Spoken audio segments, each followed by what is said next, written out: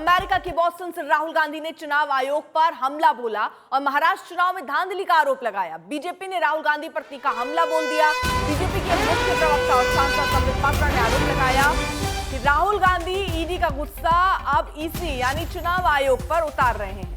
इससे कुछ नहीं होने वाला। संबित पात्रा ने कहा ईडी राहुल गांधी को छोड़ेगी नहीं क्योंकि national Herald case open and shut है।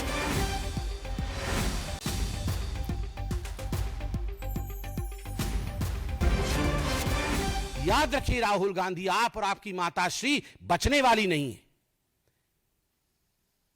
ईडी के गुस्से को ईसी पर निकाल रहे हो, एनफोर्समेंट डायरेक्टरेट के गुस्से को आप इलेक्शन कमीशन पर निकाल रहे हो। इससे कुछ नहीं होगा।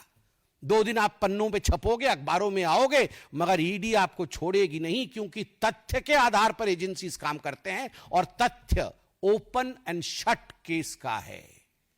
यह जो नेशनल हेराल्ड का केस है, यह ओपन एंड शट केस है जिसमें मां बेटे ने लूट मचाई है और आपको इसमें छोड़ा नहीं जाएगा। प्रोसीड्स ऑफ क्राइम के साथ आप पकड़े जाएंगे और आप जेल के पीछे जाएंगे। बहुत बीजेपी के संबित पात्रा ने राहुल गांधी पर हमला बोलते हुए उन्हें देशद्रोही तक बता दिया। उन्होंने कहा कि राहुल जिस थाली में खाते हैं उसी में छेद कर देते हैं। संबित पात्रा ने कहा राहुल गांधी विदेशी सरजमी पर जाकर भारत की संस्थाओं का अपमान करते हैं। उन्होंने कहा राहुल गांधी से भारत में राजनीति नहीं हो पाएगी।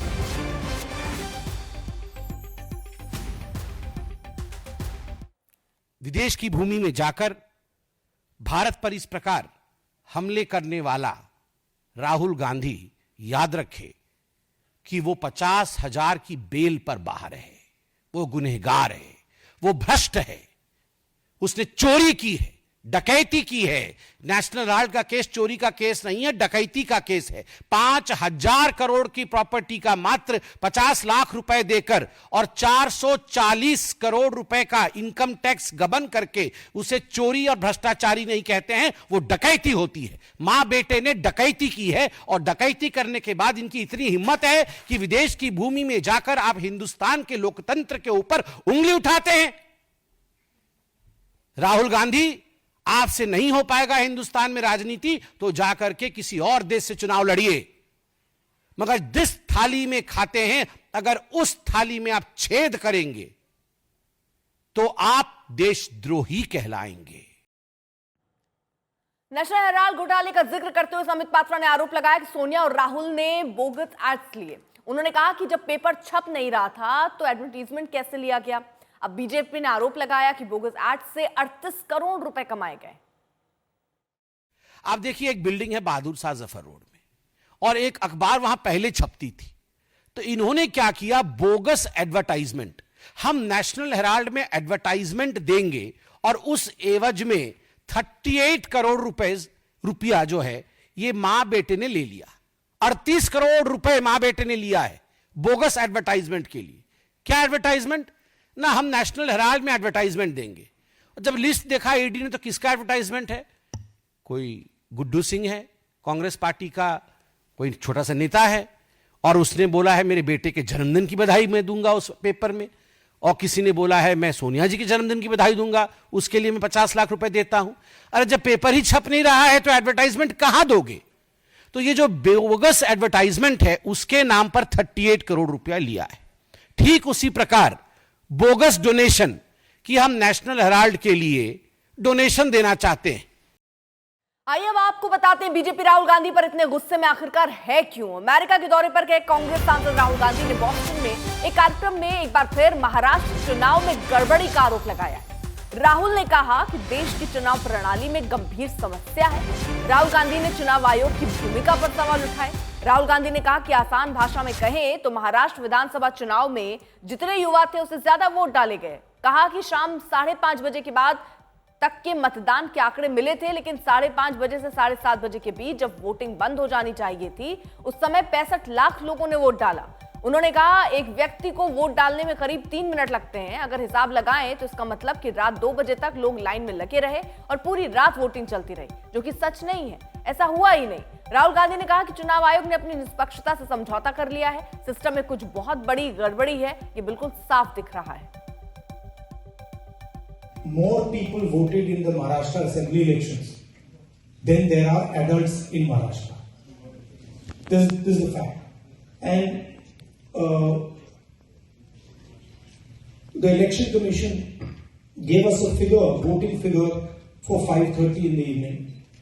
And between 5:30 in the evening and 7:30 in the evening, when the polls were supposed to have closed, 65 lakh voters voted. Now, that is physically impossible to happen, right? Because for a voter to vote, it takes approximately 3 minutes. And if you do the math, it would mean that there were lines of voters till 2 o'clock at night voting all night, and this didn't happen.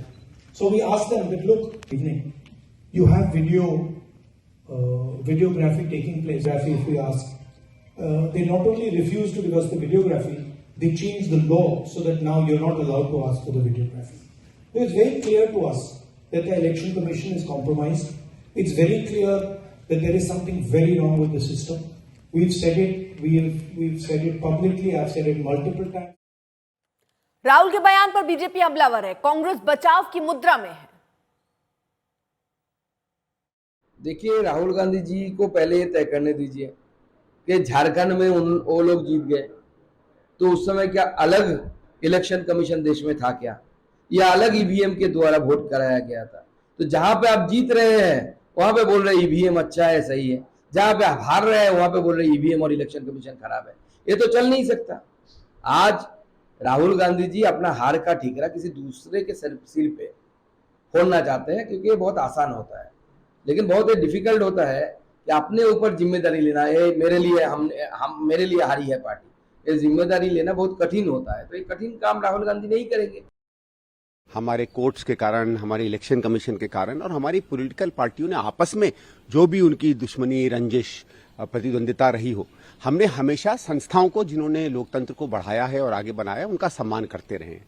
ये पहली बार है कि हमारे लोकतांत्रिक संगठनों पर व्यापक रूप से लोगों का शक है। भारतीय जनता पार्टी के वोटर भी यही बात कहते हैं कि भाई साहब वो तो वोट वहीं पड़ेगा, तो हो जाएगा, हम लोग जीतेंगे, वो तो पहले से ही फिक्स कर रखा है। मैंने कई इलेक्शन में देखा, जैसे अगर भारतीय जनता पार्टी ने कहा कि हम 250 सीटें जीत रहे हैं, तो उनके लोकल कार्यकर्ता हमसे कहने लगते हैं उसका मतलब है फिक्स हो गया भाई साहब 250। तो जब उनके पार्टी के लोग इस बात पर विश्वास करते हैं तो ये सवाल बनते हैं, और इस पर हर जगह जो है इस बात को कहना चाहिए, क्योंकि उससे क्या होता है कि हम इस कोशिश में हैं कि हमारी जो संस्थाएं हैं, खासकर इलेक्शन कमीशन है, ठीक है, सरकार का कुछ भी प्रभाव पड़े, आपका अपना विवेक भी तो होना चाहिए। उसके अधिकारियों ने तो संविधान की कस्में खाई है ना। अगर आपको किसी पॉलिटिकल पार्टी का ही काम करना है तो पॉलिटिकल पार्टी ज्वाइन कर लीजिए। इस तरीके के छल से आप किसी पार्टी की मदद करें इलेक्शन कमीशन में जाकर या और संस्थाओं में जाकर, ये अपने में अच्छी बात नहीं है।